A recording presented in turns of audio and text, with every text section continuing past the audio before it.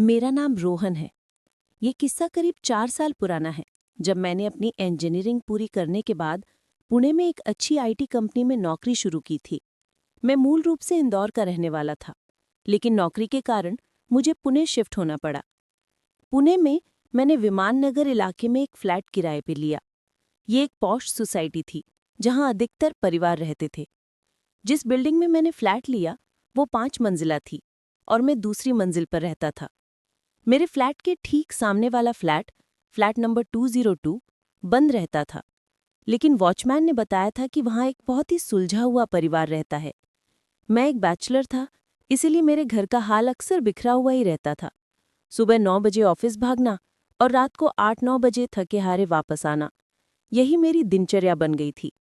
खाने के लिए मैं टिफिन सर्विस पर निर्भर था, जिसका खाना मुझे बिल्कुल पसंद नहीं था, लेकिन मजबूरी थी।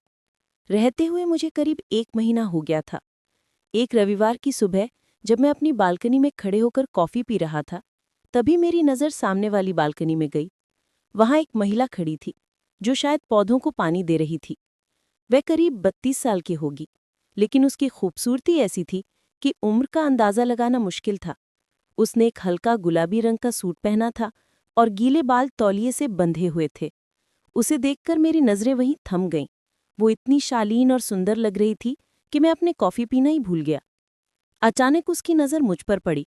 मैं हड़बड़ा गया और जल्दी से अंदर जाने लगा, लेकिन तभी उसने मुस्कुराते हुए हाथ हिलाया और हाय का इशारा किया। मैंने भी झिझकते हुए हाथ हिलाया। उस दिन मुझे पता चला कि उसका नाम मीरा है और वो मेरे पड़ोस में अपने पति समीर के साथ रहती है। दोस्ती का पहला कदम। धीरे धीरे हमारी जान पहचान बढ़ने लगी। लिफ्ट में आते जाते अक्सर उनसे मुलाकात हो जाती थी। मीरा जी का स्वभाव बहुत ही मिलनसार था। बातों बातों में मुझे पता चला कि उनके पति समीर एक मार्केटिंग हेड है और उन्हें महीने में 15-20 दिन टूर पर शहर से बाहर रहना पड़ता है। मीरा जी घर पर अकेली रहती थी, उनके कोई बच्चे नहीं थे। एक दिन शाम को मैं ऑफिस से जल्दी आ गया था। मैं अपने फ्लैट का दरवाज़ा खोल ही रहा था कि मीरा जी ने अपना दरवाज़ा खोला। उनके हाथ में एक कटोरी थी। उन्होंने मुस्कुराते हुए कहा, रोहन, आज मैंने गाजर का हलवा बनाया था, सोचा तुम्हें भी चखा दूं। तुम अकेले रहते हो, घर का खाना तो नसीब होता नहीं होगा। मैं उनकी इस अपनायत से गदगद हो गया। मैंने हलवा लिया और उन्हें धन्यवाद कहा। उस हलवे का स्वाद बिल्कुल मेरी माँ के हाथ जैसा था। अगली शाम जब मैं खाली कटोरी लौटाने गया तो उन्होंने मुझे चाय पर अंदर बुला लिया। उनका घर बहुत ही सलीके से सजा हुआ था। हर चीज़ अपनी जगह पर थी, बिल्कुल मेरे घर के उलट। हम सोफे पर बैठकर चाय पीने लगे। मीरा जी ने मुझसे मेरे परिवार, मेरी नौकरी और मेरे शौक के बारे में पूछा। मैंने भी उनसे उनके बारे में पूछा। जब मैंने उनके पति के बारे में पूछा तो उनके चेहरे पर एक हल्की सी उदासी छा गई। उन्होंने कहा, समीर बहुत अच्छे हैं, लेकिन उन्हें काम से फुर्सत ही नहीं मिलती। जब घर आते हैं तो थके होते हैं या फ़ोन पर लगे रहते हैं। इस बड़े घर में मैं अक्सर दीवारों से बातें करती हूँ।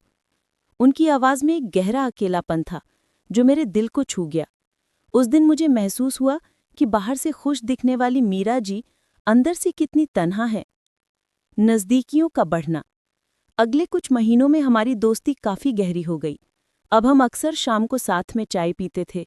कभी-कभी रविवार को मैं उनके बाजार से सामान लाने में मदद कर देता था। समीर जी जब भी टूर पर जाते तो मीरा जी मुझसे कहती कि अगर मुझे कोई भी ज़रूरत हो तो मैं उन्हें बताऊं। एक बार मुझे बहुत तेज़ वायरल बुखार हो गया। मैं अपने बिस्तर से उठ भी नहीं पा रहा था। 2 दिन तक मैंने ऑफिस से छुट्टी ले ली। जब मीरा जी ने मुझे 2 दिन तक बाहर नहीं देखा तो उन्होंने मेरे दरवाजे की घंटी बजाई। बड़ी मुश्किल से मैंने दरवाज़ा खोला। मेरी हालत देखकर वो घबरा गईं। मेरा शरीर बुखार से तप रहा था। वो बिना कुछ सोचे मेरे घर के अंदर आईं और मुझे बिस्तर पर लेटा दिया। उन्होंने तुरंत डॉक्टर को फ़ोन किया और फिर किचन में जाकर मेरे लिए खिचड़ी बनाई। उस दिन उन्होंने मेरे माथे पर ठंडी पट्टियां रखीं। बुखार में जब मैं आंखें खोलता तो उन्हें अपने पास बैठा पाता।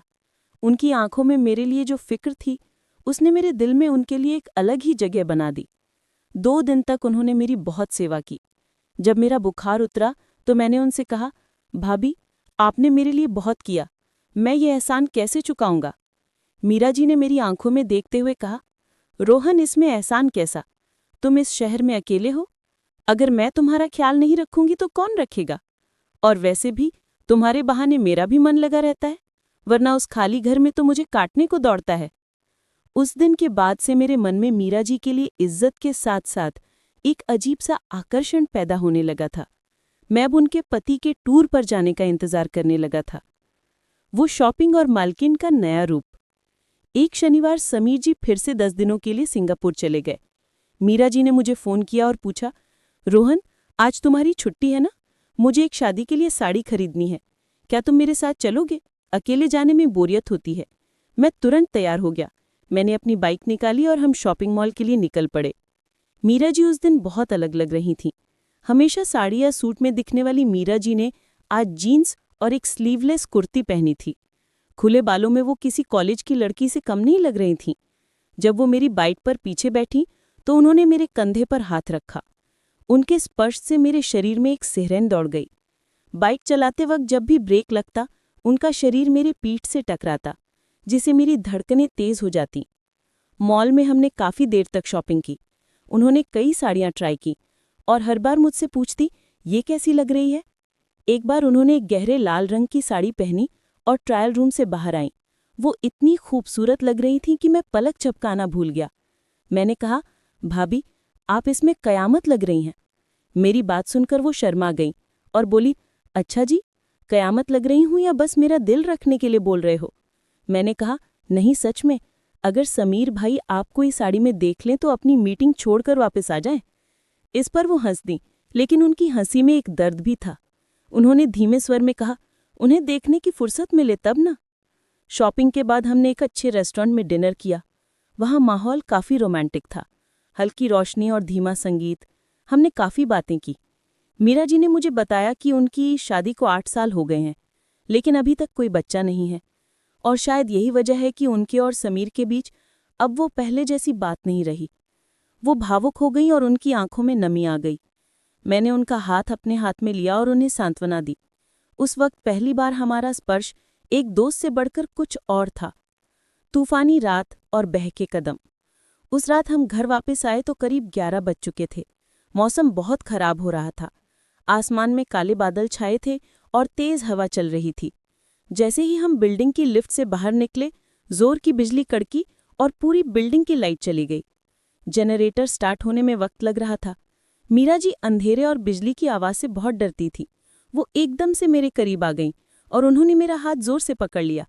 रोहन, मुझे बहुत डर लग रहा है, प्लीज़ मुझे अकेले मत छोड़ना, वो कांपते हुई आवाज़ में बोली।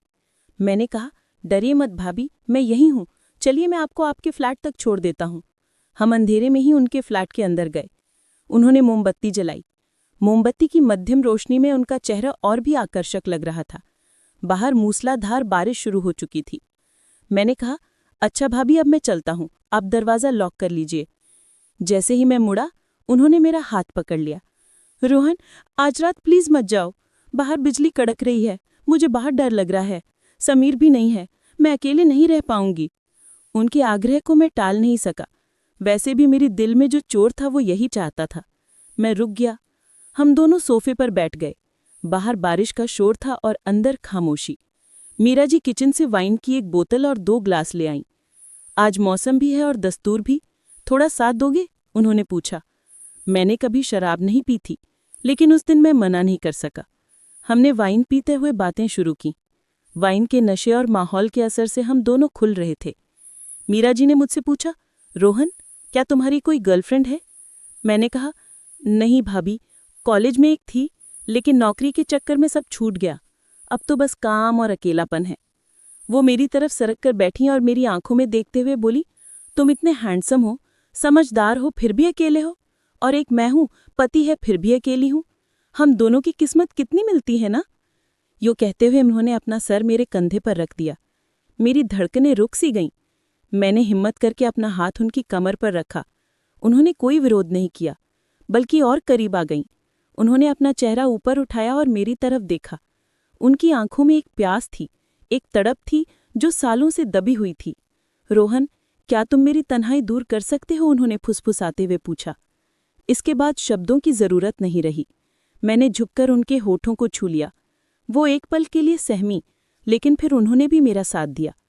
सालों का उनका सूनापन और मेरी दबी हुई इच्छाएं सब उस रात बाहर आ गईं। वो रात हमारी जिंदगी की सबसे यादगार रात बन गई। बाहर बारिश बरस रही थी और अंदर हम दोनों एक दूसरे में खोए हुए थे। उस रात न कोई दायरा था न कोई बंधन, बस दो अकेले लोग थे जो एक दूसरे में सुकून ढूंढ रहे थे। एक प्यारा सा रिश्ता और फिर अंत। उस रात के बाद हमारे बीच सब कुछ बदल गया। समीर जी के आने तक वो 10 दिन हमने एक जोड़े की तरह बिताए।